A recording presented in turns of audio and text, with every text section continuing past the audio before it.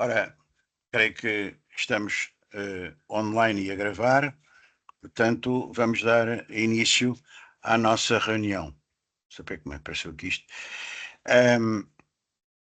A ADCAP tem hoje o prazer de apresentar uma palestra aberta, que vai ser feita pela professora doutora Cátia Mourão, assessora de Assuntos Culturais na Assembleia da República e investigadora integrada do CHAM, Centro de Humanidades da Universidade Nova de Lisboa, Faculdade de Ciências Sociais e Humanas. E o tema é a escultura da Idade do Ferro em território atualmente português. Ela enviou-nos aqui um resumo da palestra, que é o seguinte: na Idade do Ferro, em território atualmente nacional, podemos distinguir duas situações díspares. A escultura dita castreja, a noroeste, dominada pela pedra, de concepção monolítica, marcada por figuras de grandes dimensões, talhadas em vulto pleno, guerreiros galaico-lusitanos, figuras sedentes e barrões, e em relevo, sobretudo divindades, bem como a escultura arquitetónica, mormente pedras formosas e decorações incisas em casas de morada ou comunitárias. Por outro lado, a sul, encontramos mais frequentemente pequenas figuras fundidas em bronze ou ferro, comumente designadas por ídolos, antropomorfos ditos orantes e zoomorfos, que serviriam um culto ritual ou fúnebre. Nesta comunicação tentaremos evidenciar essas diferenças e perceber as suas simbologias e funções. Vou ler muito rapidamente um currículo curto que nos enviou a nossa colega. A Cátia Mourão é doutora e mestre em História da Arte da Antiguidade e licenciada em História, variante de História da Arte, com o percurso académico inteiramente desenvolvido na Faculdade de Ciências Sociais e Humanas da Universidade Nova de Lisboa. A sua investigação tem-se centrado na iconografia e iconologia clássicas, contemplando a evolução das imagens e dos seus significados desde a Antiguidade até a atualidade. A sua dissertação de doutoramento foi aprovada por um júri internacional com nota máxima, recomendada para publicação, e valeu à autora a distinção no quadro de honra dos novos doutores, ano letivo 2010-2011, da instituição que lhe conferiu o grau. A tese de mestrado foi subsidiada pela Fundação para a Ciência e a Tecnologia, aprovada por um júri internacional com nota máxima e publicada pela empresa portuguesa de Águas Livres. É assessora de Assuntos Culturais na Assembleia da República, onde foi a primeira diretora do Museu Parlamentar, no triênio de julho de 2014 a julho de 2017. É também investigadora integrada do CHAM, Centro de Humanidades, nova FCSH, enquadrada no grupo Representações, Discursos, Materialidades e Usos do Passado, e investigadora colaboradora do IHA, Instituto de História da Arte, da Nova Faculdade de Ciências Sociais e Humanas, onde foi coordenadora da área de Arte da Antiguidade 2013 a 2020. Está aqui mais uma pessoa a pedir a entrada. Nos anos letivos de 2016 e 2017 e 2017-2018 foi professora auxiliar convidada no Departamento de História de Arte da nova Faculdade de Ciências Sociais e Humanas, tendo lecionado a disciplina de História de Arte da Antiguidade Clássica e Tardia em Portugal. É formadora de professores na área de História da Arte na Casa do Professor desde abril de 2023. Tem organizado encontros científicos de História da Arte da Antiguidade co-comissariado exposições de arte e participado em cursos livres, seminários académicos, colóquios científicos e equipas de investigação internacionais, contando com numerosas publicações individuais e coletivas, nacionais e estrangeiras. Dito isto, eu vou então fechar o meu microfone e vamos lá ver. E tem a palavra a nossa palestrante, não é verdade? O que é que aconteceu aqui? Ora, tenho que ir aqui para fechar o microfone. Está lá em cima. Aonde? No menu de cima. Ah, disparate. Desculpa. Muito boa noite, muito obrigada pelo convite, muito obrigada pela apresentação ao professor Dr. Vítor Oliveira Jorge. Há aí umas simpatias que não correspondem exatamente à realidade. Eu não sou professora, tenho dado algumas aulas, tenho, enfim, feito algumas formações, mas de facto eu não sou docente de carreira, portanto é uma simpatia, mas não corresponde exatamente à realidade. E foi a primeira vez que eu me apercebi de que, de facto, isto é um currículo um bocadinho extenso. Eu pensei que fosse mais curto, mas cai-me o peso do meio século de vida em cima. Na verdadeira acessão da palavra, já são 50 anos. Não pensei que custasse tanto. Enfim, agradeço muito a presença de todos os que já cá estão e aqueles que venham a participar no decurso da palestra, e eu vou passar a partilhar o PowerPoint. E agora, como é que eu faço?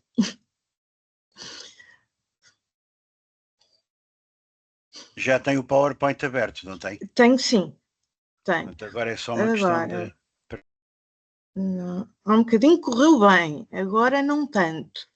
Será este, provavelmente. É isso. Então, vou colocar na forma de apresentação. Eu penso que está visível para todos. Estamos a ver, mas não? Sim, mas ainda não no modo de apresentação, mas estamos a ver o PowerPoint, sim. Mas eu já o tenho no modo de apresentação.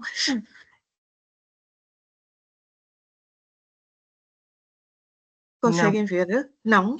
Não passa sequer o slide? Não. Não? Então eu vou tentar outra vez. Um bocadinho correu bem, não sei porque é que agora não corre. Agora já, sim. Não, vê-se bem. Nova tentativa. Passou. No modo normal, mas vê-se bem. Sim. Está em modo de apresentação? Não. Não. Ainda não. Em cima há um ícone que diz apresentar no Teams. Não sei se isto...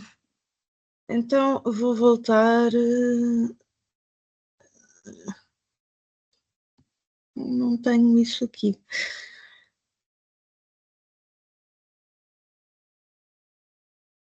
Cá embaixo, na parte inferior, cá embaixo, há uns sinaizinhos. Eu tenho a impressão que há aqui um sinalzinho que é aquele que permite ampliar... É dentro do PowerPoint. É dentro do PowerPoint, o último sinal à direita. Aí, tente nesse, acho eu. Era isto que eu estava a tentar fazer há pouco, mas não estava a conseguir. Conseguem agora ver? Para nós, não. Não. Não. Então ainda há pouco deu, agora não está a dar. Eu vou tentar parar a partilha e reiniciar. Vamos ver se funciona agora. Ou talvez ir ao menu de cima, a apresentação de diapositivos, que depende das versões de PowerPoint, não é? Mas há outras formas de fazer isso. Ecrã, janela, separador. No canto superior direito tinha uma coisa que dizia apresentar no Teams. Pois tinha. Acho que é aí.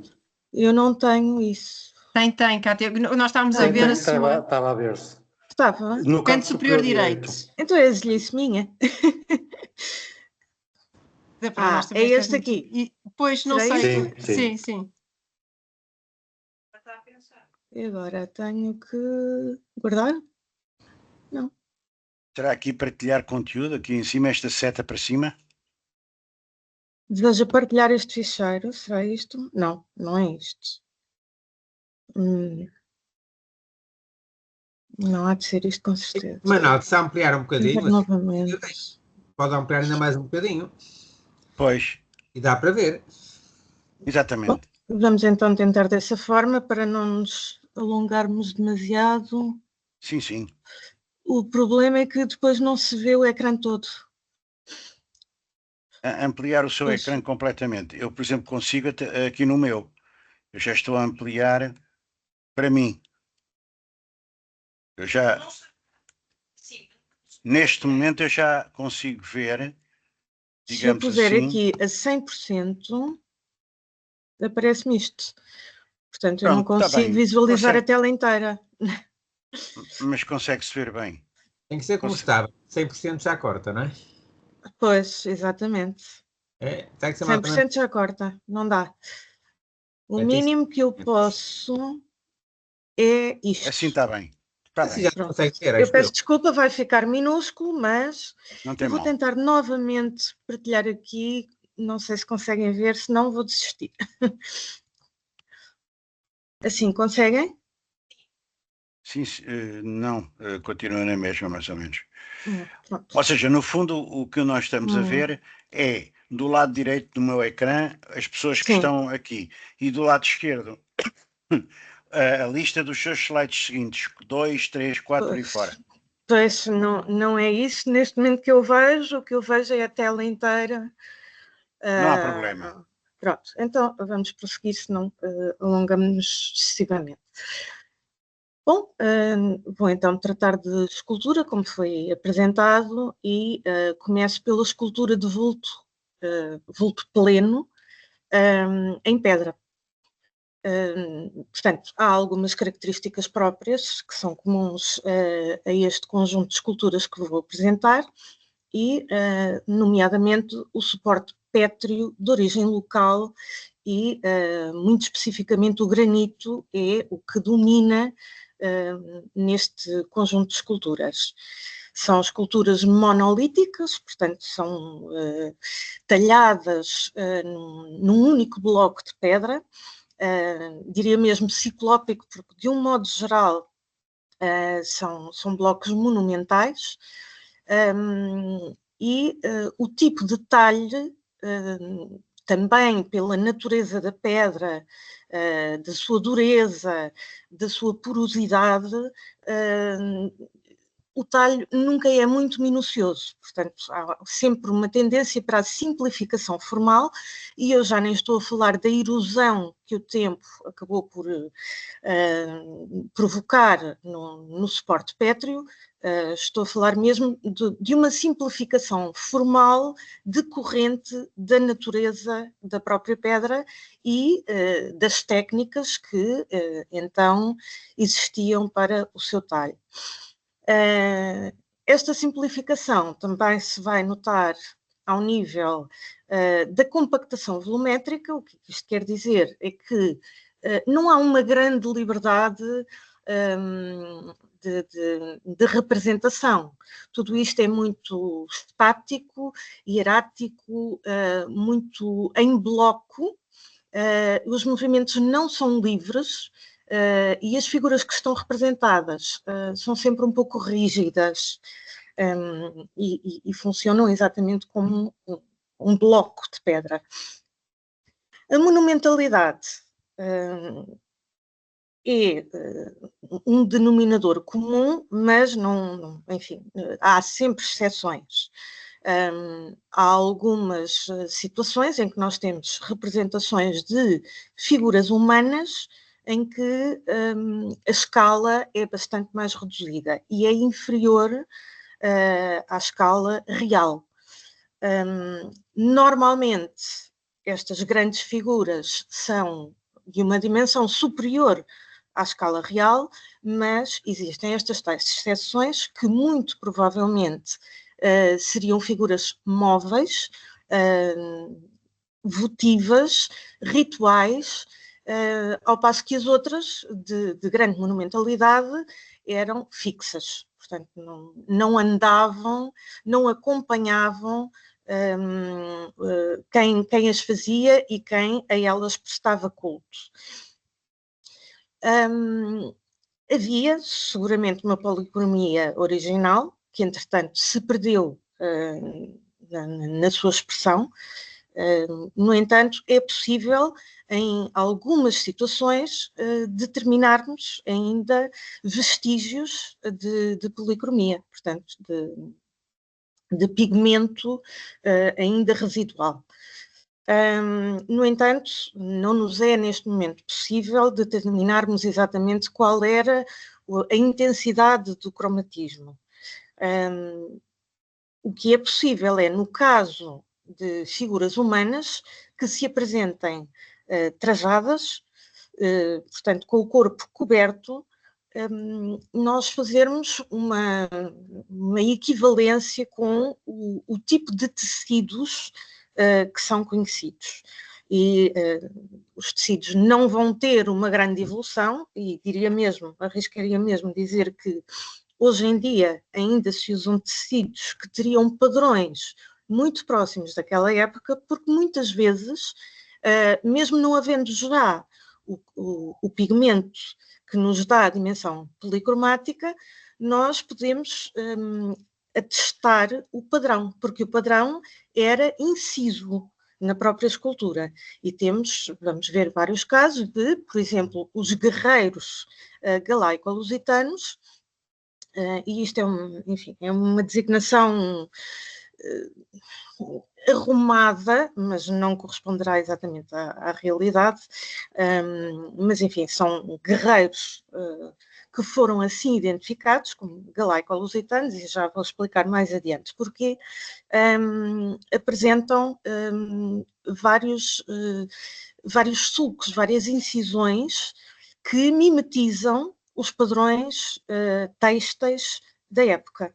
E vamos ver que muitos deles ainda hoje em dia são usados. Portanto, a evolução existe, sem dúvida alguma, mas há sempre a conservação de alguns referentes destas épocas mais recuadas. As temáticas, neste caso nós conseguimos perfeitamente destrinçar. Há as temáticas antropomórficas, e de entre elas os que já denominei, as estátuas de guerreiros galaico-lusitanos e as figuras sedentes, e depois há as temáticas zoomórficas, onde se destacam as estátuas de berrões, e isto também é um termo um bocadinho lato, porque os berrões podem ser, convencionou-se designar assim, porque a maioria seriam efetivamente suínos, mas podiam ser porcos, podiam ser javalis e até outros quadrúpedes mamíferos, como carneiros, touros e até outros. Cata, desculpa interromper, Sim. é depois os slides estarem a passar ou não? Ainda não. Desculpa. Agora é que eu vou passar. Não sei se já vem o terceiro slide. É um núcleo de escultura castreja de vulto pleno, em pedra, que são guerreiros e berrões. Temos a capa, o primeiro, pelo menos eu só vejo o primeiro. Só o primeiro, sim. Não tem estado a passar? Bom, não. Então eu vou voltar Agora aqui. sim. Portanto, viam este? Não. Não chegaram a ver este? Bom, Não passou, por isso é que eu interrompi, peço desculpa. E agradeço que eu tenha feito, senão continuaríamos sempre no primeiro slide e não se ia ver o que eu estava a dizer. Bom, eu já, no fundo, este diapositivo eu já o tinha descrito, agora ia passar ao terceiro, e é um exemplo do núcleo de escultura castreja de vulto pleno, em pedra, toda ela granítica, que congrega guerreiros e berrões. Portanto, atrás 3 guerreiros, à frente 4 berrões, ou o que deles resta, e isto foi um núcleo que durante várias décadas esteve na exposição Religiões da Lusitânia no Museu Nacional de Arqueologia. Vou ver se consigo passar o diapositivo. Conseguem ver o quarto? Sim, sim. Então começo por falar exatamente dos guerreiros galaico-lusitanos. A geografia de incidência destes grupos escultóricos é essencialmente circunscrita ao noroeste peninsular. Vamos ver que depois há aqui regiões onde se nota uma maior incidência de outras representações, mas efetivamente os guerreiros concentram-se no noroeste peninsular. A localização que eles ocupavam não é a que agora ocupam, muitos deles já foram descontextualizados, foram retirados dos seus locais de origem, mas acredita-se que estivessem colocados às portas dos povoamentos muralhados. Mas isto é uma interrogação, uma vez que a esmagadora maioria já integra acervos museológicos, quase todos eles em exposição, e, enfim, nenhum deles está na sua forma completa. Portanto, há fragmentos maiores, fragmentos menores, alguns circunscrevem-se à cabeça, outros ao tronco, outros aos membros inferiores, outros nem conservam os membros inferiores, portanto, há uma variedade de vestígios que neste momento nos chegaram, mas nenhum deles de facto nos chegou na sua forma integral.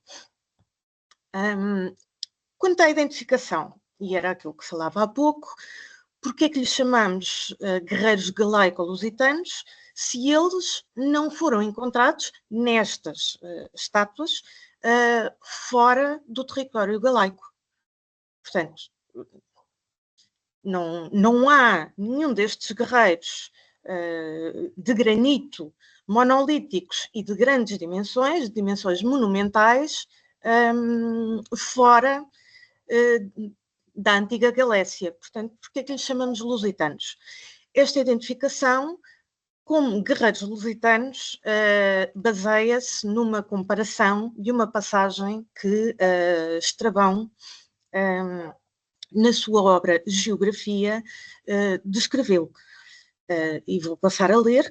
Usam um pequeno escudo de 2 pés de diâmetro, côncavo para diante, que é preso ao corpo por correias de couro. Usam também um punhal ou um gládio. A maior parte dos guerreiros veste cotas de linho e apenas alguns cotas de malha e capacete de tríplice cimeira, mas em geral usam elmos de nervos. Portanto, é com base nesta descrição que nós vamos identificar estes guerreiros que só se conservam na zona da antiga Galécia, como também lusitanos. Portanto, tudo indica que quer os galaicos, quer os lusitanos, usariam este tipo de trajo bélico, de trajo militar, seria muito semelhante. Não haveria grandes diferenças entre as tribos, tanto da Galécia como da Lusitânia.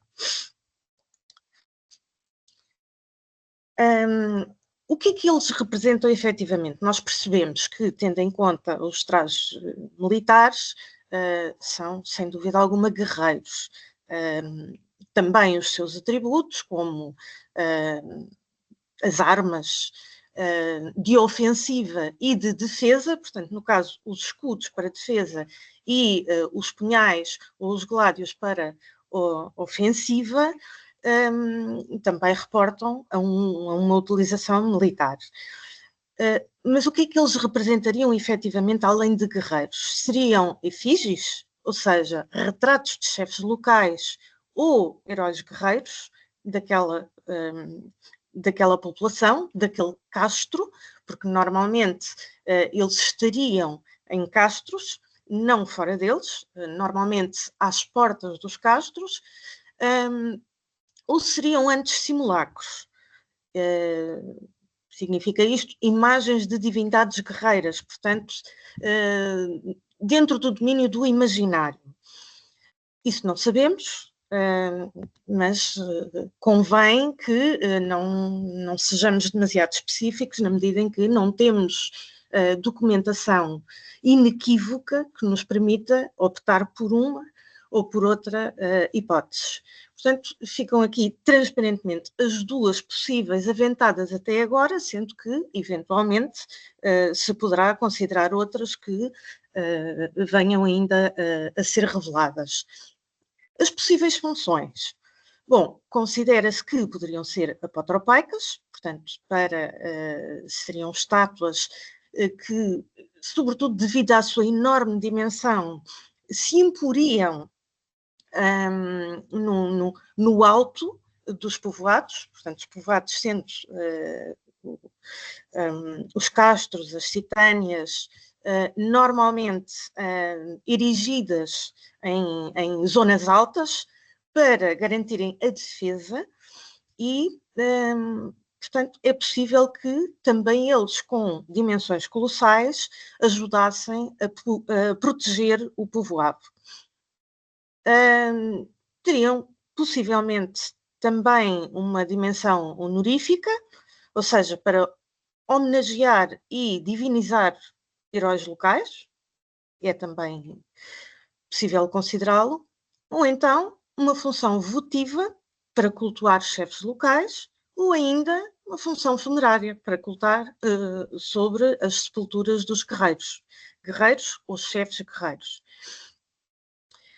O possível significado, enfim, considera-se que, juntamente com as muralhas envolventes dos castros e das citâneas, estas estátuas dos guerreiros permitiriam reconhecer a importância que a defesa territorial e os valores da guerra assumiam na cultura castreja do Nordeste peninsular. Portanto, é um possível significado. Outros haverá com certeza, mas este é aquele que tem granjeado maior acolhimento entre os especialistas.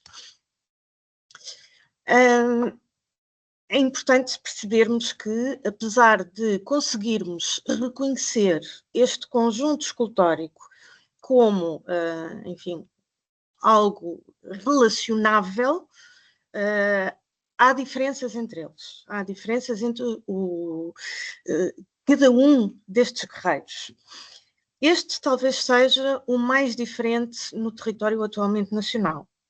É um fragmento, portanto está representado apenas da cintura para cima, o resto perdeu-se abaixo da cintura e é proveniente do Monte do Castro, em Vila Pouca de Aguiar. Caracteriza-se por um capacete esculpido na própria pedra, o que não é muito comum, não é inédito, há outros, mas o mais comum até agora tem sido encontrar cabeças a descoberto, sobre as quais eventualmente se poderia colocar algum capacete que fosse eventualmente metálico. Mas este já tem o capacete esculpido na própria pedra. Algo que é ainda mais incomum é a ausência de torques, que normalmente estes guerreiros apresentavam-se com torques. E torques, não sei se me conseguem ver a minha imagem, é exatamente isto, que é um colar aberto que eu uso ao pescoço já há alguns anos, precisamente por inspiração destas figuras, e é um distintivo quase social e honorífico. Portanto, quem usava normalmente este objeto, e contrariamente ao que se pensa, não eram apenas indivíduos do sexo masculino que os usavam, há, nomeadamente no caldeirão de Gundersturp, representações de figuras femininas a usarem também o torques, mas considera-se que é de facto um distintivo social. Este não o apresenta, não se percebe exatamente porquê, poderia eventualmente ter tido algum em metal colocado sobre, à volta do pescoço, mas o que é normal nós encontrarmos é o tórax esculpido na própria pedra. Poderia eventualmente ser um guerreiro menos socialmente menos relevante e, portanto, não ter esse distintivo social, ou, como eu disse, ter outra forma de torques aplicada sobre ele.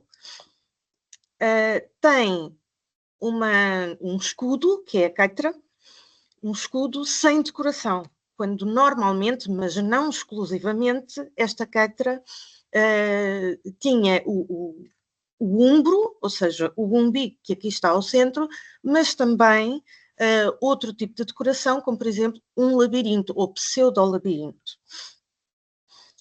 Portanto, este é de facto o guerreiro, ou o que dele resta, mais diferente de entre o conjunto que encontramos no território atualmente português. O paralelo mais próximo que eu encontrei foi este na Alemanha, proveniente de Irlanden, e que já é bastante antigo relativamente àquilo que se calcula que fosse o nosso guerreiro. Há quem avance o nosso guerreiro para o século I a.C., eu penso que seria talvez de considerar uma época mais recuada ainda, tendo em conta este paralelo. De facto, há aqui algumas semelhanças ao nível da forma do próprio capacete. É um capacete tendencialmente cônico, quando os outros dos nossos guerreiros não são cônicos, normalmente são ou esféricos ou semicirculares, e estes, sem dúvida, são muito mais triangulares, por assim dizer, do que os restantes. No entanto, este guerreiro alemão tem um tórax à volta do pescoço e o nosso nada tem.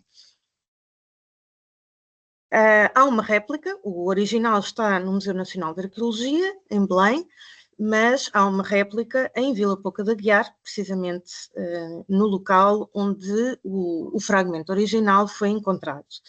É uma cópia que deixa um bocadinho a desejar, não é muito fiel ao original, ou àquilo que nos resta do original, mas é uma referência local.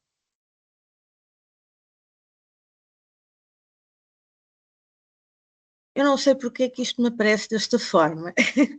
Eu garanto que não era assim. Esta imagem do lado direito era completamente diferente. Eu não sei se vou conseguir recuperá-la, mas aqui não sei porque isto aparece-me tudo trocado. Peço imensa desculpa, mas de facto ainda hoje estive a ver isto 300 vezes e não era isto que me aparecia. Deve ser agora com certeza um erro qualquer de apresentação online, porque isto não faz sentido algum. O que eu queria apresentar era exatamente o contrário do que aqui sucede, era esta imagem do lado esquerdo que nos aparece, aqui sim, na capa de uma cassete, uma tape, do álbum intitulado Do Passado, da banda portuguesa de black metal Cripta Oculta. Portanto, há a reprodução da imagem deste guerreiro do Monte de Castro,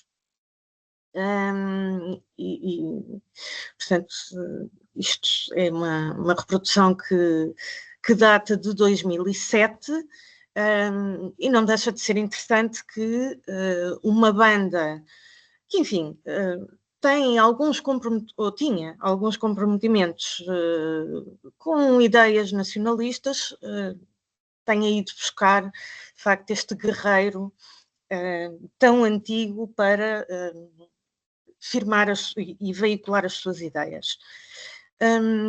Portanto, aqui isto está errado, não sei porque é que isto agora está tudo torto, não sei o que é que se passou. Eu peço desculpa, mas vou ter que fechar o diapositivo porque está completamente errado. Não percebo. Há para aqui um erro qualquer. Desculpe uma pergunta, está errado em que sentido? Não, está errado porque as imagens estão trocadas e eu não percebo como. Não aparecem na ordem em que as colocou? Não aparecem, não sei o que é que se passou. Ainda hoje estive a ver isto e a rever e de facto não entendo o que se passou. E aqui já me parece bem outra vez. Bom, vou tentar voltar a partilhar.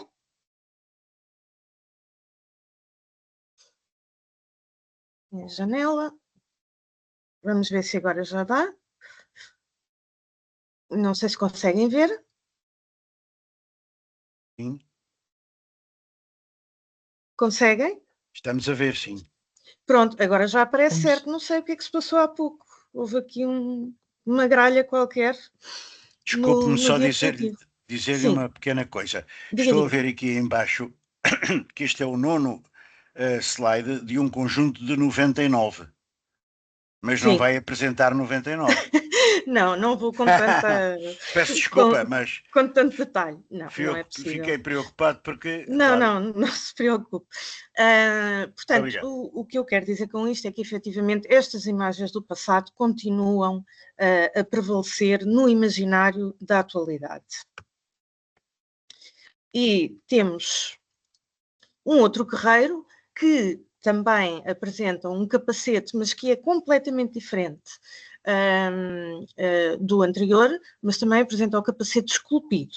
E este sim já tem um tórax ao pescoço que se vê perfeitamente delineado aqui no desenho do levantamento. Este conserva as botas, não conserva a parte das coxas, mas não deixa de ser interessante ver que, de facto, apesar de todos eles serem guerreiros, são tão diferentes entre si. Este é proveniente da Citânia de Sanfins, em Passos de Ferreira, e conserva-se no Museu da Citânia.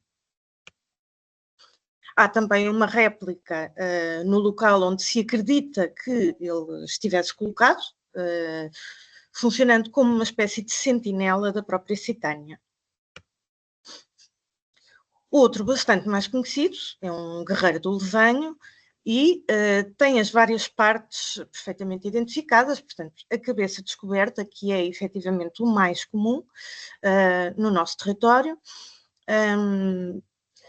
o cabelo curto, o rosto barbado, um tórax ao pescoço, um ságum, que é precisamente aquela cota ou de malha ou de tecido que Estrabão definia, as viriae, que são as braceletes, um cinturão, a caitra de ombro, ou seja, o escudo, aqui sim com o labirinto, e é uma figura que se apresenta esta claramente de pé, numa pose hierática, é bastante robusto e tem uma forma muito compactada. Os trajes e os artefactos são claramente bélicos, têm os seus atributos honoríficos perfeitamente identificados e as insígnias de poder igualmente. Aqui é uma proposta de reconstituição policromática de um guerreiro galaico-lusitano, tendo em conta aquele do desenho que anteriormente apresentei. Portanto, é possível, com base nos tais vestígios policromáticos, perceber que tudo isto tinha uma dimensão de cor bastante acentuada, mas, de resto, enfim, seriam pigmentos naturais, muito provavelmente, de origem mineral e vegetal, que não subsistiram. Os vários elementos aparecem aqui, o capacete, este é um capacete real, que terá sido mesmo usado por algum guerreiro, proveniente do castro da Póvoa de Lanhoso, um tórax, que é o que eles usavam ao pescoço, que é da mesma proveniência, e um exemplo de uma caitra do labirinto com uma representação que neste caso foi cunhada numa moeda romana. Esta caitra do labirinto é um elemento icónico do traje bélico castrejo, tem, enfim, uma função inquestionavelmente defensiva, mas com duas dimensões, a defesa é física e a psicológica.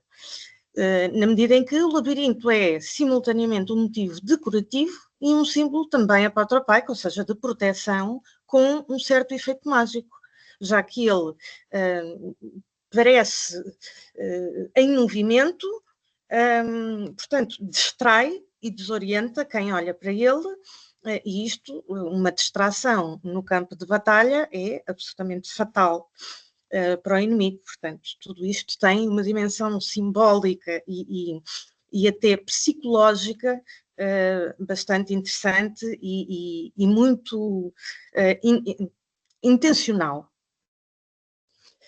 Relativamente aos padrões de que falava há pouco, isto é um pormenor do saio de um guerreiro galaico-lusitano proveniente de Sendufe.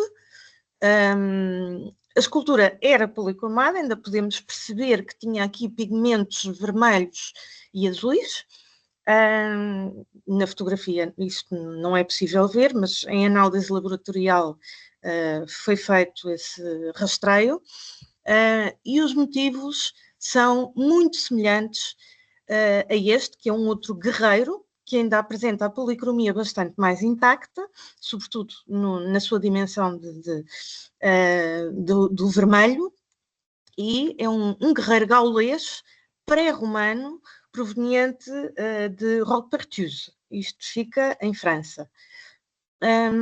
E é bastante anterior ao nosso. Mais anterior ainda é o pormenor do saio de um guerreiro minoico proveniente de Pylos, na Grécia, e isto é uma gema, é mínima, é portanto um selo gravado, e data de cerca de 1500 a.C., portanto é a idade do bronze, e nós até agora temos estado a ver a idade do ferro, portanto a antiguidade deste padrão de tecidos é perfeitamente atestada nestes exemplares.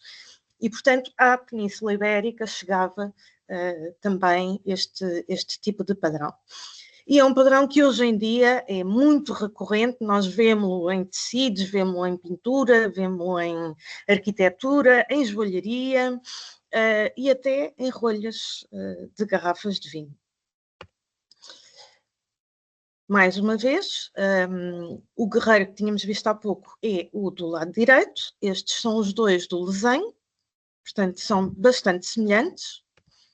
Apresentam todas as características normais dos guerreiros e uma réplica de um deles na praça do município de Boticas. Portanto, continua sempre a haver a necessidade das forças locais se fazerem representar por aquilo que é o seu ex-libris, que não está o original na localidade, está em museus, neste caso no Museu Nacional de Arqueologia, mas há sempre uma réplica a lembrar que esta era de facto a sua proveniência.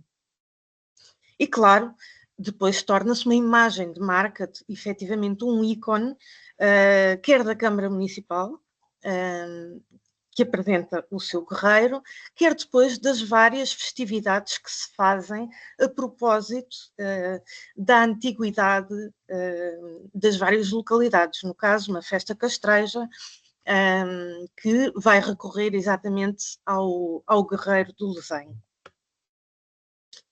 Outros guerreiros, portanto, isto é um pouco mais do mesmo, todos eles em granito, estes dois provenientes do Castro de Santo Ovídio, em Guimarães.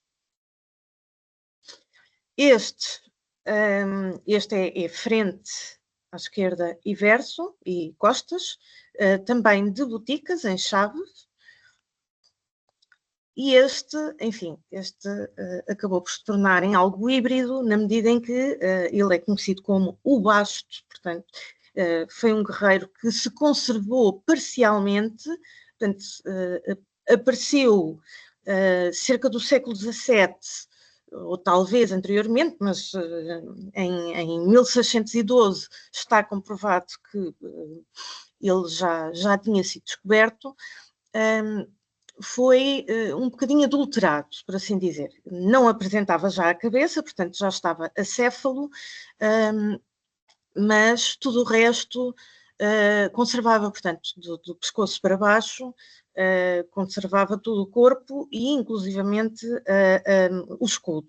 O escudo foi adulterado, neste momento apresenta a data de 1612, que é mais antiga, e posteriormente foram-lhe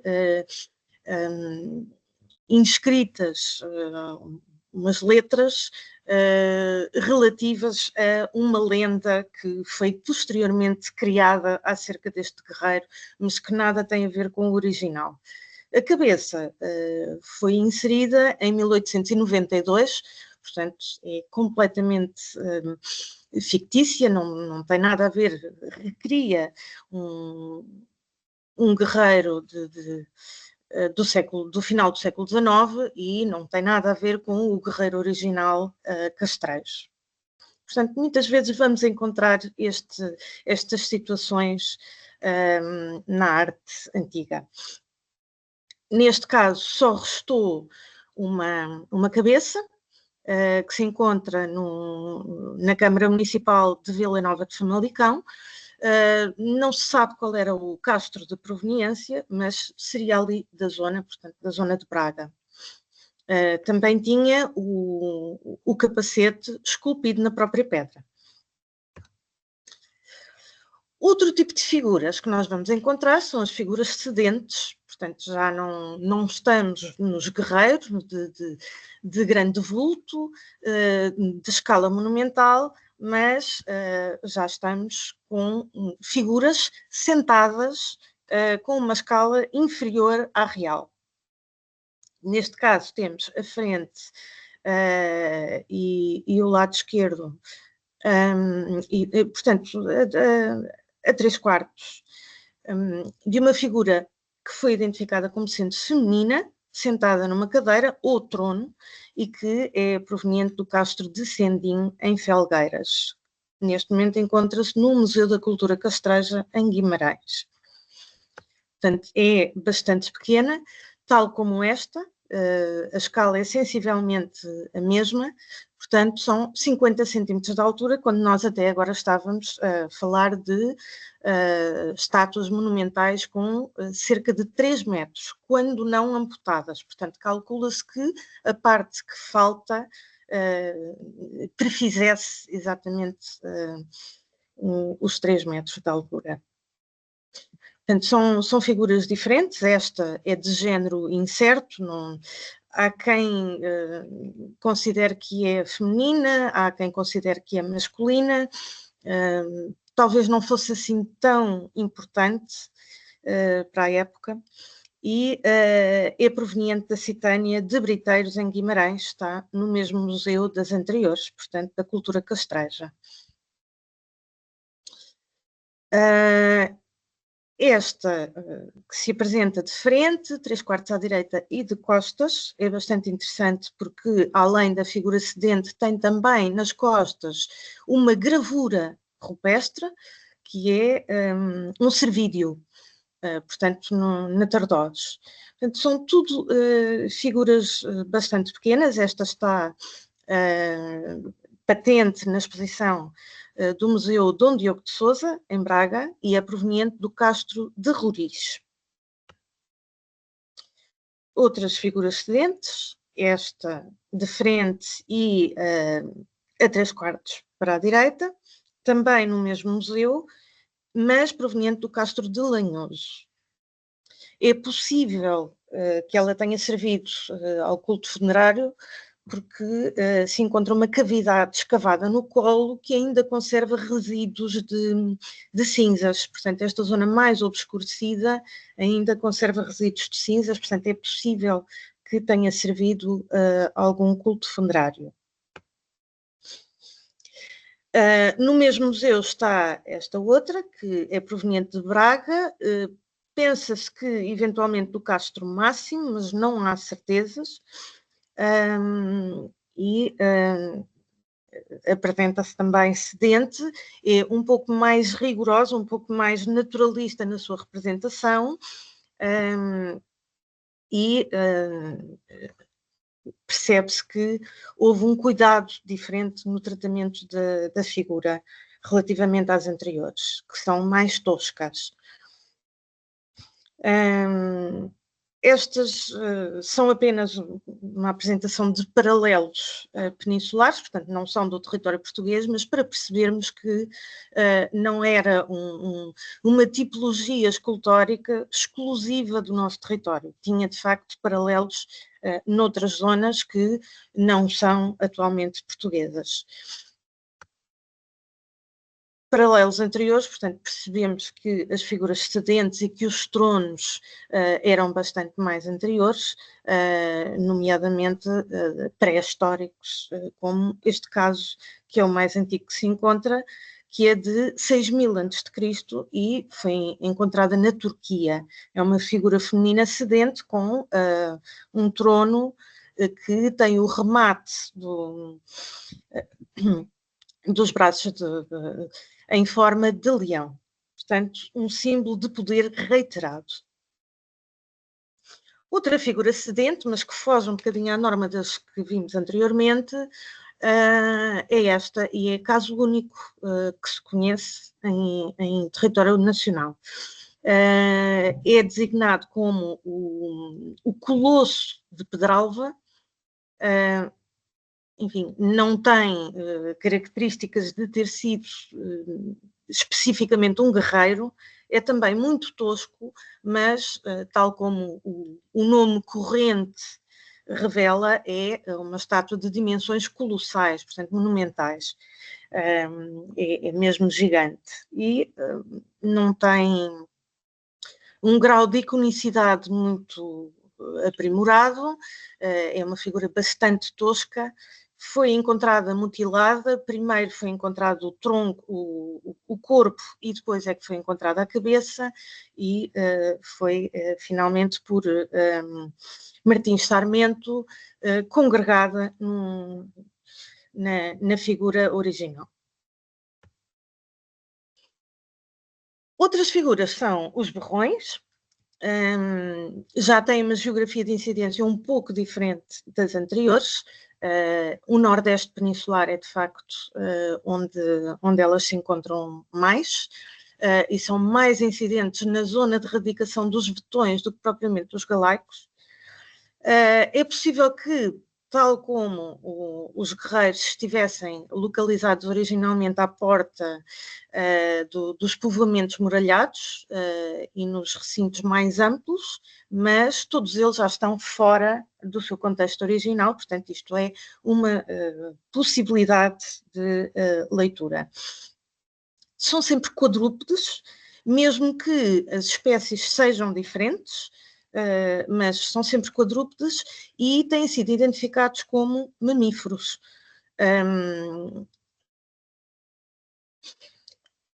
Chamam-se berrões ou então verracos. Normalmente os verracos é mais em Espanha que são designados, mas em Portugal é por berrões que são mais conhecidos, porque têm exatamente uma semelhança maior com suínos inteiros. E normalmente isto está bastante definido na zona genital dos animais. Podiam representar simplesmente animais ou então divindades zoomórficas, e isto poderá estar ligado com um certo culto zoolátrico, ou poderiam também ser geniloci, ou seja, génios dos locais, protetores dos locais onde estavam implantados. As funções, tal como as dos guerreiros, calcula-se que fossem apotopaicas, portanto seriam ídolos protetores das pastagens e dos povoados, ou funções votivas, como já falei, culto zoolátrico, ou poderiam proteger o gado, ou servir de ex-votos e ofrendas para propiciar a abundância de alimentos de origem animal, ou eventualmente uma fertilidade de um modo geral. Teria uma função simbólica acrescida, calcula-se que pudessem ser animais sagrados. Certamente se eluíam para a alimentação, portanto, assumiriam também essa dimensão de importância. Não me vou deter muito nisto, isto é apenas uma interpretação.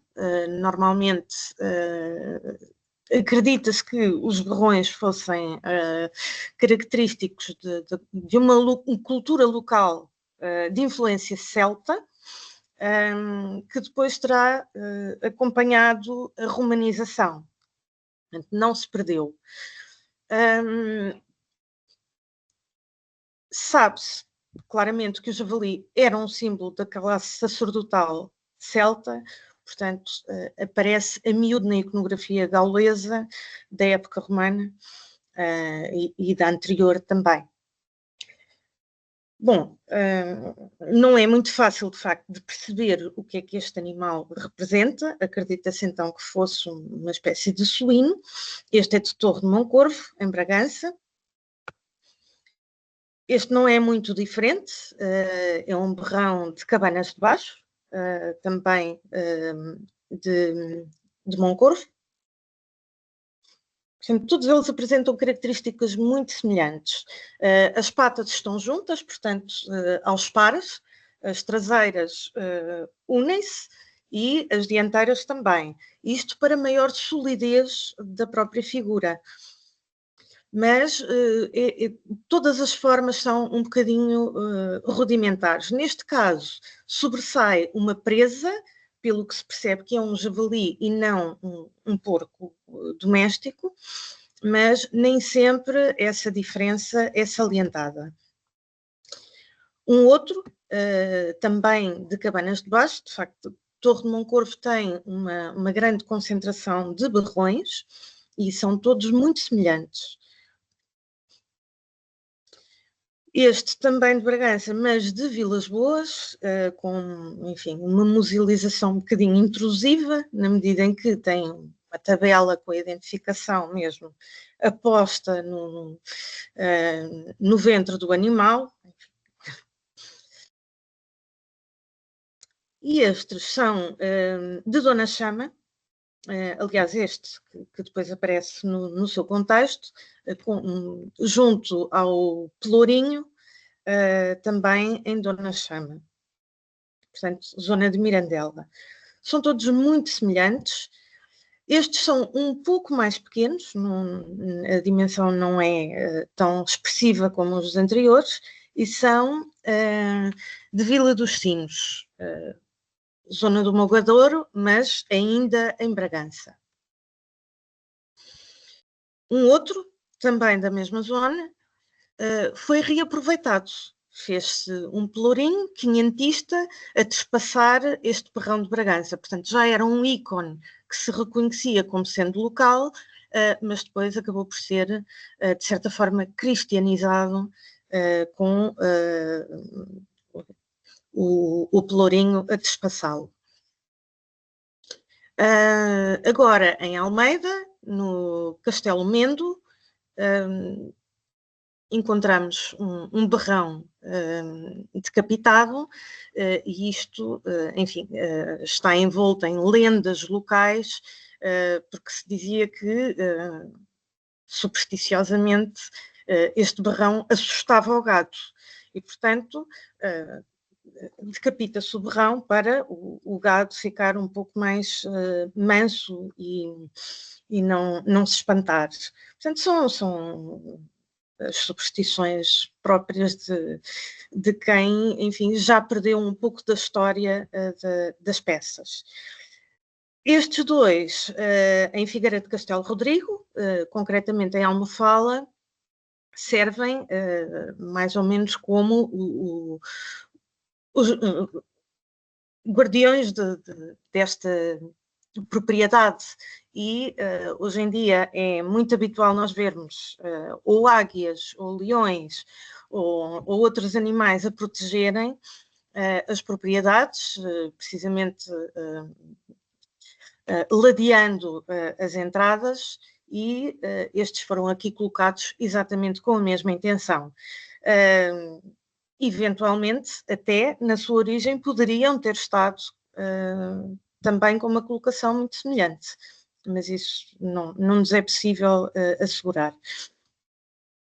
Este está igualmente descontextualizado, é o berrão do Picote, que fica em Miranda do Douro, e que foi encontrado numa estrutura que se interpretou como sendo um santuário castrejo, onde se localizava o berrão aqui numa zona absidada.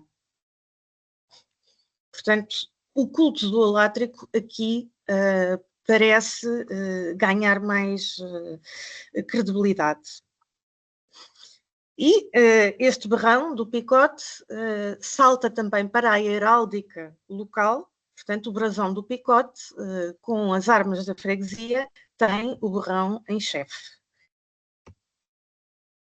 O berrão de Mursa, que normalmente é conhecido como porca de Mursa, e eu francamente não consigo perceber porquê, porque estive lá a espreitar, eu sei, é um bocadinho indiscreto, mas ele tem lá tudo para demonstrar que não é uma porca, mas sim um javali. macho. E javali, concretamente, porque tem as presas em saliência. Portanto, convencionou-se chamar porca de Mursa, mas, de facto, é um macho suíno. E é talvez o mais conhecido destes berrões. Portanto, salta também, tal como no caso do picote, para a heráldica local, da vila de Mursa e da freguesia de Mursa, e ilustra tudo o que acontece em termos de animação local. A Feira Franca, por exemplo, em 2018, foi dedicada precisamente à porca de Mursa e tinha a imagem da porca muito estilizada a encabeçar. E não se fica por aí, vai se estender a uma verdadeira imagem de marca. Portanto, há toda uma exploração comercial desta figura tão antiga. Portanto, há vinhos, há azeite, há uma série de produtos que exploram precisamente este ícone. Este outro é de Freiria, portanto agora já estamos a descer no território, mas também é pétreo. Tem sido interpretado como um prótomo de leão, portanto, enfim, é muito estilizado, não é muito certo que seja um leão, há quem também o interprete como um canídeo, mas só subsiste a cabeça, portanto o prótomo. Já pertence à segunda idade do ferro, portanto é uma cronologia mais avançada.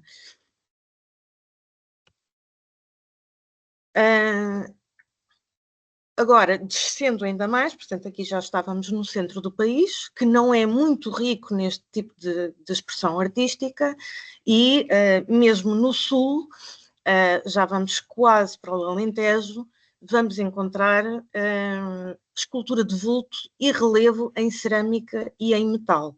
Portanto, até agora temos visto tudo em pedra, mas de facto, quando chegamos ao sul, já vamos encontrar outros materiais. São materiais normalmente de extração local, tal como os outros também eram locais, era o granito a norte, depois uma pedra calcária ao centro, que era o prótomo de leão, e agora vamos encontrar já a cerâmica e o metal, que são mais próprios do sul. O metal podia ser bronze, mas também se encontram alguns exemplares em prata e em ouro, e também em ferro. Há igualmente uma simplificação formal, o mesmo estatismo e o mesmo hieratismo, e já não tem a ver com a dificuldade de trabalho do material, já tem a ver com uma simplificação própria do ideário da época. Aqui já domina a miniatura, quando no norte e no centro se percebia claramente que era a monumentalidade que dominava as peças. Aqui é tudo em pequeno, é tudo móvel. E na esmagadora maioria das vezes, quando se trata de metais, eles são encontrados em depósitos, normalmente em rios, em cursos de água. Portanto, parece ser um ritual bastante arraigado nestas populações do sul. As peças são moldadas à mão, no caso de serem em terracota, ou então são fundidas em molde, na técnica da cera perdida, e depois limadas, buriladas, cinzeladas, enfim, com todas as técnicas próprias do trabalho do metal. Nota-se aqui, contrariamente ao que se via no norte, o que dominava era uma cultura claramente de inspiração celta, aqui já temos influências orientais, sobretudo nas representações zoomórficas taurinas. As temáticas, mais uma vez, temos as antropomórficas, com guerreiros, cavaleiros, divindades, oculados, sacerdotes e orantes. E depois, zoomórficas, animais quadrúpedes de várias espécies e, mais raramente, aves.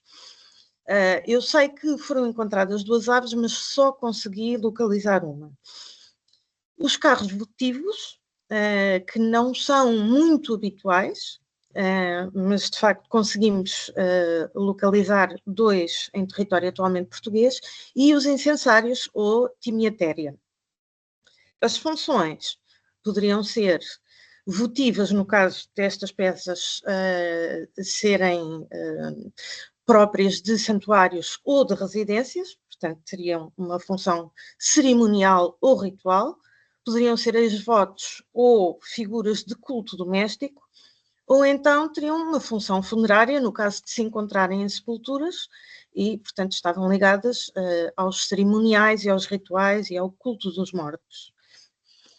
No caso da escultura cerâmica, temos aqui 2 exemplos, um com um touro que foi encontrado em Beja e embaixo, em Abrantes, uma ave em terracota de proveniência desconhecida. Ele está em Abrantes, mas não é seguro que tenha vindo daquela região.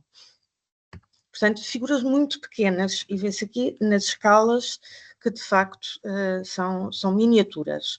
Outro touro, este proveniente do Olival do Senhor dos Mártires, em Alcácer do Sal. Deixando as figuras zoomórficas, vamos entrar nas antropomórficas e reconhecemos várias figuras, neste caso são todas masculinas, em bronze, e encontram-se no Museu Ibérico de Arqueologia e de Arte de Abrantes. Também de proveniência, enfim, diversa. Estes guerreiros masculinos, que são todos, do lado esquerdo, os 2 são do Castelo de Alcácer do Sal, da cripta arqueológica, e são provenientes de um santuário do povoado de Bevipo. À direita também, de proveniência desconhecida, mas no Museu Ibérico de Arqueologia e Arte de Abrantes, mas são todos muito semelhantes. Têm todos uma caitra de umbigo, de ombro, portanto o escudo, e provavelmente segurariam alguma seta ou uma lança ou eventualmente uma falcata. Os 2 primeiros, da Alcácer do Sal, têm o pormenor da cabeça coberta por um capacete, ao passo que o da direita não apresenta esse elemento. Aqui temos os oculados do lado direito, portanto são representações de olhos, e normalmente são em ouro ou em prata. Este de baixo é de prata e os 2 de cima são de ouro. São uma espécie de máscaras e são provenientes de Garvão, em Ourique. Estão no Museu Nacional de Arqueologia. Do lado esquerdo é possível identificar esta figura feminina pelo penteado, como sendo uma divindade. Agora poderá ser a divindade fenício-púnica, denominada Tanit, ou não, mas de facto que há aqui qualquer coisa de orientalizante, não resta muita dúvida. Mais uns exemplares do Castelo de Alcácer do Sal, do lado esquerdo. Neste caso são sacerdotes, já não são guerreiros, nem divindades. E do lado direito, um outro sacerdote, também no Museu de Arqueologia e Arte de Abrantes. Aqui temos das 2 proveniências, portanto, quer de Alcácer do Sal, quer de Abrantes, ofertantes masculinos, estes 2 à esquerda, e à direita uma ofertante feminina. E aqui algo bastante interessante, porque é a primeira vez que isso aparece de uma forma tão concreta. Até agora, às vezes não era muito fácil perceber se era uma representação masculina, se era feminina, mas aqui nós encontramos 3 coisas diferentes. Um orante masculino, claramente, uma orante feminina e um orante hermafrodita, porque conserva exatamente as duas características físicas dos 2 sexos. E são todos eles provenientes de Alcácer do Sal. Aqui os cavaleiros, portanto, as figuras figuras antropomórficas sobre figuras zoomórficas, todos eles de proveniência desconhecida, mas no Museu de Arqueologia e Arte de Abrantes. E aqui mamíferos quadrúpedes, provavelmente um equídeo em cima e um bovídeo em baixo, ambos da cripta arqueológica do Castelo de Alcácer do Sal. A mesma coisa, o de cima provavelmente um asno e o de baixo eventualmente um canídeo. Estes 2 exemplares de suínos, o lado esquerdo é um suíno, mais concretamente um javali, porque se vê claramente aqui a presa, e este do lado direito é aparentemente um touro. Têm a mesma proveniência, portanto são do Monte de Pedralva, em Braga, mas encontram-se no Museu Nacional de Arqueologia. Portanto, estes são exemplares muito raros de escultura de fundição, melhor dizendo, em miniatura, em metal, do norte do país. Aqui, do lado esquerdo, proveniente do Rio Arade, portanto, mesmo em Portimão, mesmo no Algarve, aparentemente um touro em bronze, e do lado direito, uma proveniência desconhecida, um outro touro, mas muito mais orientalizante. Portanto, até é possível que nem sequer fosse proveniente deste território, poderia ter sido resultado de uma importação, talvez fenícia, não se sabe exatamente, sabe-se apenas que está na Biblioteca Nacional de Portugal. Estes caprídeos são provenientes de Mangualde e estão ambos no Museu Nacional de Arqueologia, que já têm um pormenor de naturalismo muito interessante ao nível do pelo. O pelo está claramente delineado, claramente inciso, e é um pormenor de naturalismo que não encontrávamos até agora. Estes também têm exatamente o mesmo tratamento, mas não tão naturalista. Portanto, o pelo aqui do lado esquerdo não é tão verosímil, mas o do lado direito já é um pouco mais. Este do lado direito é proveniente de Sintra.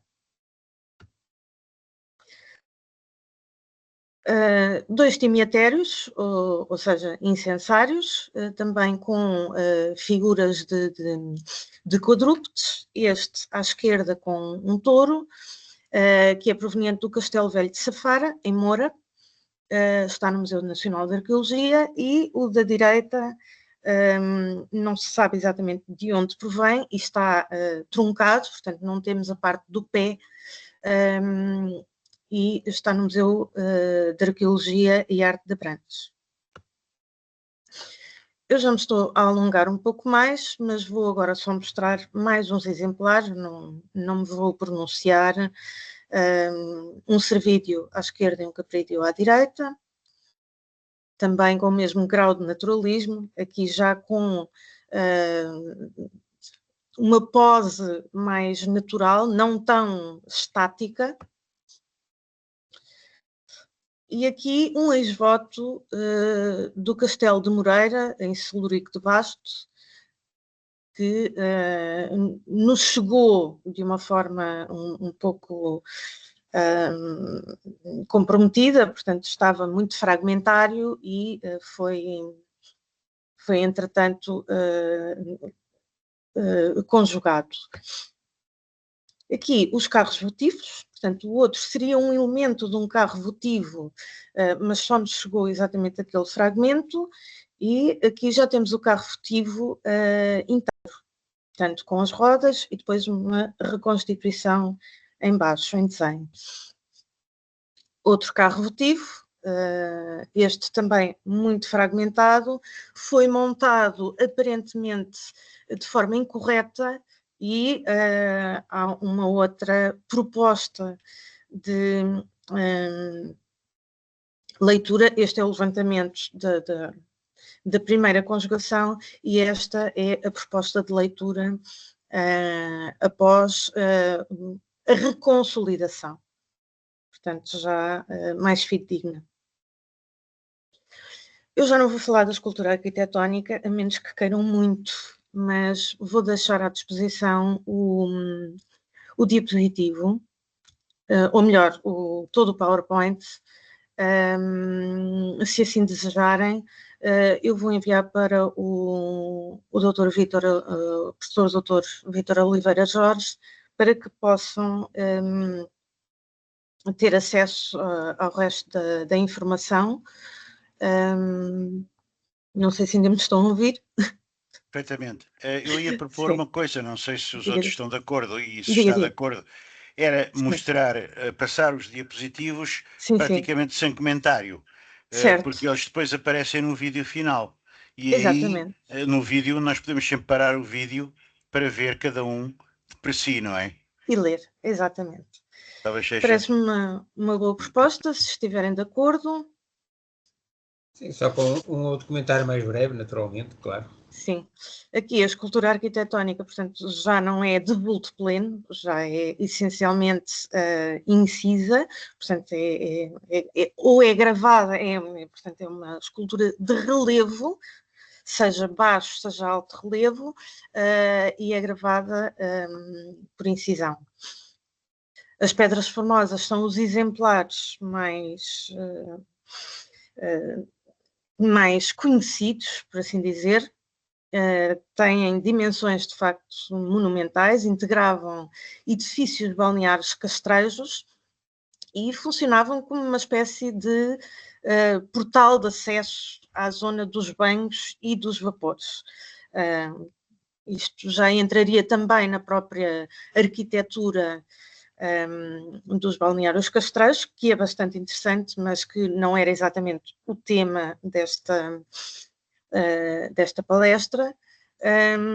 Mas vamos passar às imagens. Esta é a Pedra Formosa do balneário 2 da Citânia de Briteiros, está in situ e tem um pormenor bastante interessante. Aliás, na verdade seriam 3, que é o trístole. O trístole de estrógiro, no caso voltado para a direita, portanto são 3 pernas ou 3 patas voltadas para a direita, ou então voltadas para a esquerda, como é o caso que aqui se conserva. Aqui está um pouco na penumbra, mas era virado também para a direita. Portanto, é um elemento que normalmente aparece muito associado à arquitetura. E neste caso poderá representar um movimento, seja para a direita, portanto no sentido progressivo, que eu aqui vou explicar a seguir. É um motivo decorativo e também um símbolo apotropaico. No caso aqui em cima temos um dextrógiro virado para a direita e com movimento exatamente oposto, levrógiro virado para a esquerda. Representa graficamente o movimento, ou pelo menos acredita-se que assim seja, porque é isso que pelo menos em termos gráficos sugere, e tem orientação para o lado direito, podendo eventualmente representar um crescimento, um desenvolvimento, uma expansão, um avanço, um futuro e até uma exteriorização. Se tiver a orientação contrária, portanto para a esquerda, poderá eventualmente representar uma regressão, um recolhimento, uma introspeção, um retorno, um passado ou uma introversão, mas não é necessário que tenham sentido negativo. São apenas movimentos diferentes. Nas suas diferentes expressões plásticas e simbólicas, sobressai como um paradigma do tempo cíclico, ou assim o sugere. Nestas coisas eu nunca tenho certezas absolutas, porque nada foi deixado escrito que nos permita fazer uma afirmação. Portanto, são suposições e sempre aivadas de uma perspectiva a posteriori, e portanto já maculado por uma série de outras culturas que não aquela que esteve na origem destes símbolos. Portanto, muito nos escapará por certo. Esta é a Pedra Formosa do balneário 1, a anterior que tínhamos visto era do 2, mas também da Citânia de Beriteiros, e esta já está no Museu da Cultura Castreja.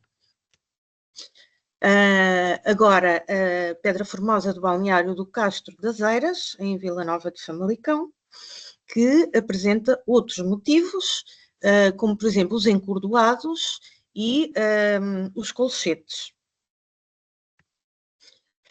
Aqui é uma reconstituição da mesma Pedra Formosa, que foi feita ao abrigo de uma reconstituição do próprio balneário de Famalicão, e que esteve em exposição no Museu Nacional de Arqueologia em 2007. E aqui, à falta do original, porque de facto o original está bastante truncado na zona superior, fez-se uma reconstituição muito semelhante a esta da Citânia de Beriteiros, do balneário 1, mas ao mesmo tempo também com motivos decorativos de trístelos do balneário 2. Portanto, é uma reconstituição um bocadinho híbrida. Faz-se valer aqui de várias referências. Aqui a comparação, portanto, para se perceber onde é que se foi buscar este repertório. Esta, bastante mais despejada, mas não menos interessante, que é da Citânia de Sanfins, em Passos de Ferreira, e que nos apresenta outras aberturas além da normal. Isto é uma abertura tão exígua que era impossível entrar-se, fosse de cócoras e muito menos ainda de pé. Portanto, acredita-se que se entrasse de costas, asa recuas, portanto, fazendo uma passagem por baixo, com o corpo horizontal relativamente ao pavimento. Este, muito mais simples, do balneário de Tongóbrida, e este ainda mais simples, que é o que resta da Pedra Formosa do balneário de Braga. Aqui são fragmentos, portanto já não se conserva a maior parte da Pedra Formosa, é só a entrada, a zona de entrada, aqui de Ribalonga de Lijó, em Vila Real, com motivos também próprios da cultura castreja. Aqui já um motivo que tem sido identificado como solar, mas com o mesmo movimento, neste caso, da estrógeno, portanto, para a direita. Novamente, os tríceles, no fragmento da Pedra Formosa do balneário do Castro de Arcos de Valdevez, e este que é apenas a parte inferior direita do balneário do Castro do Calvo, em Póvoa de Lanhoso. Também tem o mesmo repertório. Outros elementos que não as pedras famosas são as molduras de portas, quer os lintéis, que são os superiores, quer as jambas, que são os laterais, as arquitraves, os frisos de algumas casas de habitação. Normalmente, as casas não eram decoradas com estes elementos e quando encontramos casas que têm esta decoração, presume-se que fossem casas que se distinguissem assim, desta forma decorativa, pelos seus habitantes. Portanto, seriam com certeza habitantes de um extrato social superior. E aqui temos o lintel e as jambas numa moldura de uma porta proveniente da cidade de Âncora, em Caminha. E aqui um fragmento de lintel de proveniência desconhecida, mas que está no Museu da Cultura Castreja. E aqui vários trícelos, quer levrógeros, quer destrógeros, que também não se sabe de onde provém. E como este símbolo se mantém na atualidade. Portanto, o trícelo, uma vez eu descobri que andava a tomar duche há 20 anos com um chuveiro que tinha no telefone a imagem de um trícelo, por acaso é levrógeo, mas foi assim, de repente, olhei para cima e percebi, bom, é certo, isto era um motivo próprio dos balneários castrejos e manteve-se, sabe-se como, ou não se sabe de todo, nas casas de banho de hoje em dia, inclusivamente também nas cortinas das banheiras. E depois já perde completamente o sentido e já há uma linha de tratamento de cabelos que tem a designação de Dr. Driscoll. E também ainda nos cabelos se usam travessões com este elemento simbólico. Há enfim, uma quantidade esmagadora de joalharia que ainda usa este símbolo, ainda que muitas vezes quem o use não saiba exatamente o seu significado. Em t-shirts, encontro-o estampado várias vezes, até em revivalismos, os neopaganismos da atualidade, como, por exemplo, a Assembleia da Tradição Druídica Lusitana, que ainda se faz valer destes símbolos em reconstituições de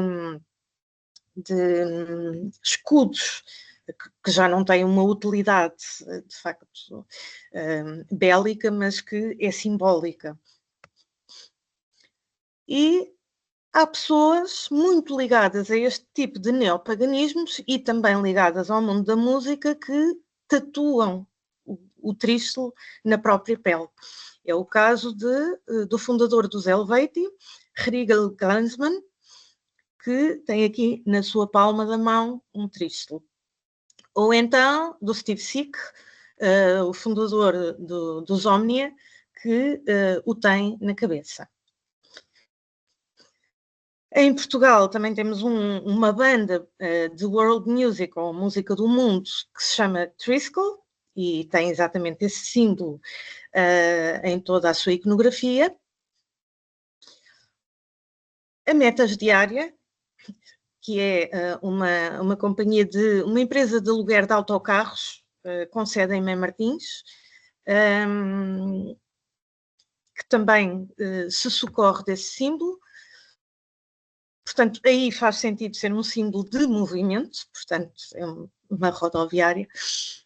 O Instituto Piaget também apresenta o trícelo, mas destrógero, e algo que já nem tem absolutamente nada a ver, que é uma reinvenção do trícelo levrógero como logótipo de uma marca brasileira de consultoria turística e cultural. E depois, esta rapariga, que tem a mania de gostar de coisas desta época e que usa ao pescoço um tórax e no peito uma estampa de um trístolo de estrógeno. E assim termino. Se tiverem alguma dúvida, se quiserem fazer perguntas mesmo que não tenham diretamente a ver com esta apresentação, terei muito gosto em ler-vos e, eventualmente, se não souber responder, ir pesquisar para poder fazê-lo de uma forma mais condigna. E muito obrigada. Vou tentar parar a partilha. Não sei se consegui. Sim, sim. Penso que sim. Sim. Muito obrigado. Peço desculpa pela derrapagem temporal, mas de facto este tema entusiasma-me bastante. Pois, vê-se perfeitamente. Mas realmente fez um inventário bastante exaustivo. Uma pessoa que está aqui, sem desconsiderar as outras, é o meu amigo e colega António Manuel Silva, que é uma pessoa muito ligada a estes temas. Não sei se quer apresentar alguma pergunta. Eu ou outras pessoas, naturalmente. Não tenho qualquer prioridade. Não, mas gostava de cumprimentar e felicitar a doutora Cátia Mourão pela apresentação tão completa e, portanto, e atualizada, e mostrando mesmo peças que são mais raramente chamadas a este debate.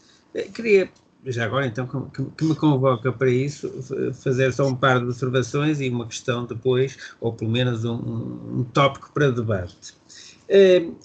Mas é curioso, desde logo, vermos assim nesta perspectiva tão abrangente as diferenças culturais, porque disso tem sempre que se tratar, entre o mundo da Idade do Ferro do Sul, pronto, e que se passa cada mais cá para o norte e com alguma extensão para a Galiza. Em relação aos guerreiros, efetivamente, há duas, três, poucas mais ocorrências a sul do Douro, um sítio em que há um registro antigo que teria aparecido uma estátua dessas, um outro fragmento, mas de facto são coisas muito pontuais e é uma realidade, digamos, do mundo galaico.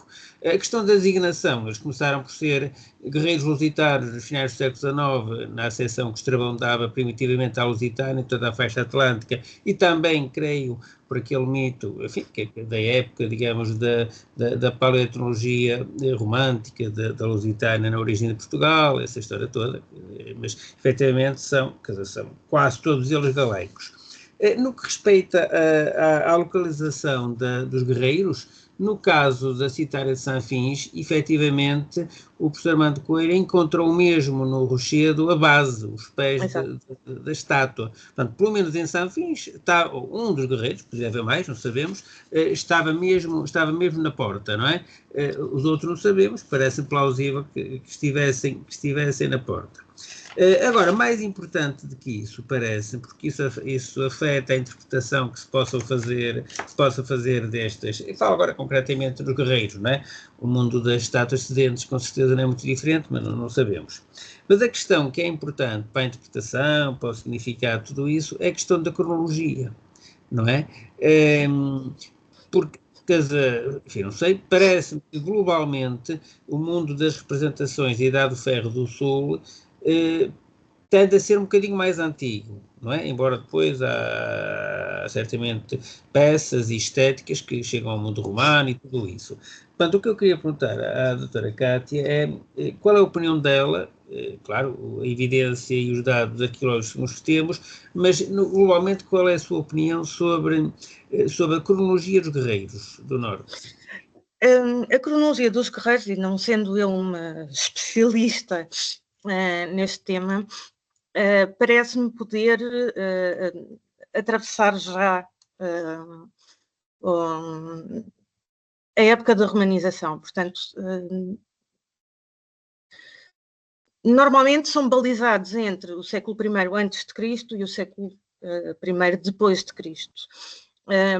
Parece-me plausível, faz-me sentido, pelas características da própria escultura e também pelo contexto arqueológico em que foram encontrados, porque nestas coisas nós temos sempre que lidar com todo o contexto e na esmagadora maioria das vezes eles não foram encontrados no contexto original e, portanto, isso também é algo que nos coloca algumas dificuldades nessas balizas cronológicas, mas os que foram efetivamente encontrados, e nomeadamente esse que tão bem referiu de Sanfins, de Passos de Ferreira, indicam que essa seria a cronologia certa, portanto, ali na transição, portanto, já numa fase de romanização. Portanto, eles já existiriam, mas depois continuaram a ser produzidos já em época romana. Pois, porque efetivamente, sem querer monopolizar, os poucos, que são muito poucos, que têm contexto arqueológico, os fragmentos de Mauzinho, por exemplo, então esse é mesmo os mais tardios, já é um castro romano, e é o caso dos que têm as inscrições no escudo, na caetra, e tudo isso. Agora, isso é muito importante. Aliás, há depois inscrições latinas mesmo, que eu aqui não apresentei, precisamente por já serem claramente mais tardias, mas há vários exemplares, e aliás o professor Armando Redentor fez um elenco das inscrições latinas nestes guerreiros. Não, porque a questão, no caso dos guerreiros, a questão cronológica é essencial, porque quer dizer, talvez, não sei, no caso de capeludos, assim à primeira vista parece uma espécie de protótipo um bocadinho mais antigo, mas às vezes a rudeza não é necessariamente, não significa necessariamente a antiguidade, não é? Quer dizer, pode representar apenas a menor habilidade de quem fez a peça, por exemplo, não é? Se fosse eu ainda ficava pior, seguramente.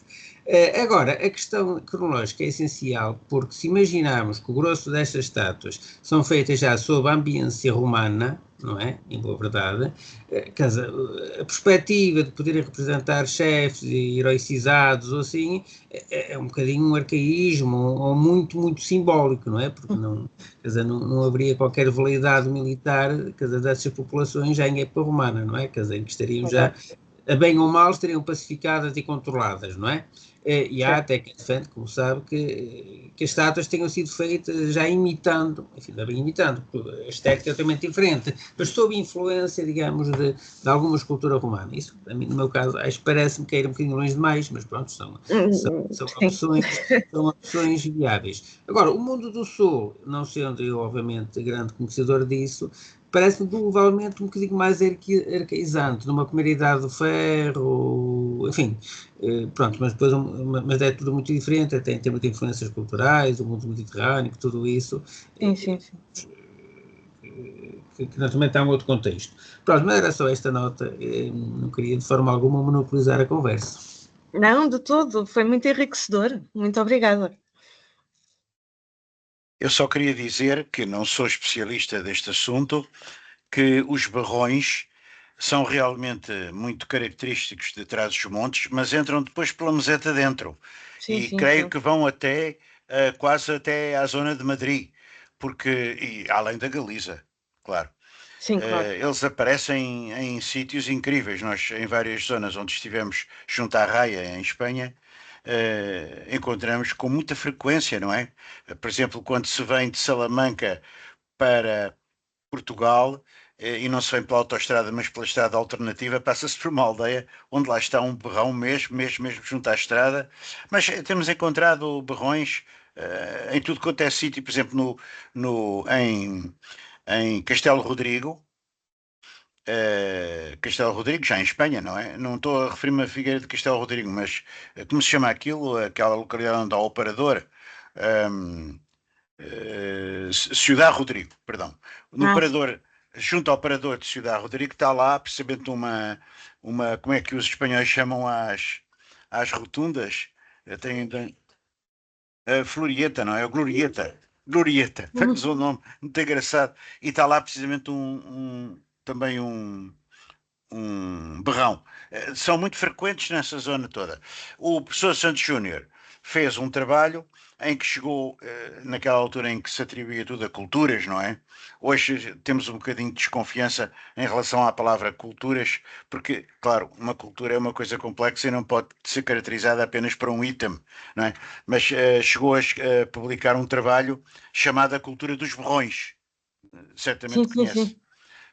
Então aí inventariava uma das localidades que ele dizia que em Trás-os-Montes era a que tinha maior número de barrões, porque encontrou uma quantidade fabulosa. Era, salvo erro, qualquer localidade chamada Santa Luzia, só eu me lembro, não sei se o António, enfim, o António, eu estou a referir-me ao António porque de todos nós, que somos pessoas que se dedicam a épocas mais antigas, ou se dedicaram a épocas mais antigas, o António é uma pessoa que se dedicou à O proto-história Varela também é Castrejo. Como? O Varela também é Castrejo. Pois é, ia dizer isso, sim, sim. Quem é Castrejo? Você? O Varela. O Varela também, sim senhor, depois que anda lá no Castro de, junto a Matosinhos, De de Guifões, Guifões, sim, mas de Guifões. o, Mas o Casco de Guifões já está super romanizado e dos Castreiros sobrou muito pouca coisa. Ainda não vai encontra ter lá, tempo, dá tempo, dá tempo. não encontra lá nada que dê aqui contributo para este assunto. Pergunto eu. No Casco de Guifões, não, no Casco de Guifões é conhecida a famosa suástica de Guifões, que ao contrário destas que tivemos a ver, que são tristes, né? A de Guifões tem quatro patas e tem uma configuração muito curiosa porque é um híbrido entre a representação da suástica com aquilo que alguns autores designam por representações ofilátricas de serpentes, ou seja, cada braço da suástica termina numa ponta com um orifício que muitos têm visto lá a representação de uma cabeça de serpente, não é? Pronto, a suástica de Guifões levanta várias questões, nomeadamente até em termos de paralelos, porque é uma coisa muito diferente das suásticas, dos tristos que vemos na maior parte dos cascos, né? Que tem mais a ver com a Rosa Camuna do Alcamónica, tem mais paralelos com esse mundo, mas aquilo apareceu num contexto que dá a ideia, digamos, incorporado no muro de uma casa já do tardo-romana, e portanto dá a ideia de ser uma coisa mais antiga que depois foi reutilizada e reaproveitada no muro de uma casa romana, portanto. Mas já num contexto um pouco diferente daquele que seria o seu original. Portanto, mas isso é outra questão, não é? Portanto, mas só para dizer que o Castro de Guifões é que digamos, tem uma capa já de romanização muitíssimo forte em cima e os vestígios da Idade de Ferro propriamente dita são bastante residuais.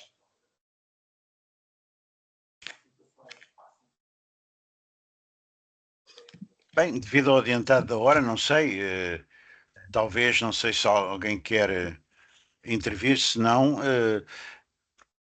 Ana, eu iria agradecer à Cátia Mourão, devo dizer-lhe que fiquei muito agradavelmente surpreendido com a sua exposição, porque realmente é muito exaustiva e é muito precisa e é um trabalho bastante interessante aquele que apresentou. Evidentemente que era muito diferente, que era muito difícil, ao mesmo tempo apresentar tantas peças, porque eu vi de facto ali 99 slides e vi logo que ia ser bastante exaustivo e ao mesmo tempo toda a problemática que isto levanta, mas também as horas são tardias e a nossa amiga Ana Val fica agora confrontada com a responsabilidade de não deixar perder esta A gravação, gravação. que nos é muito útil. Meico, muito obrigado a si. Obrigada eu. E realmente foi um contributo bastante interessante que nos deu. Muito, muito obrigada. Eu é que agradeço, nós é que agradecemos em nome da nossa associação. Então, boa noite a todos e peço então à Ana, talvez, para depois de acabar a gravação, parar a gravação, não sair da página, manter. E de amanhã contactar com o núcleo lá da Faculdade o núcleo de informática para ver se a ajudam a deslindar este problema, que não sei se serão capazes, porque eu vi-me aqui atrapalhado com o colega de Lisboa. Muito obrigado mais uma vez. Obrigada. Muito obrigada, eu. Cátia. Muito obrigada. Uma boa noite. Boa noite. Resto da semana. Obrigada, foi um gosto. Muito obrigado. Também para nós.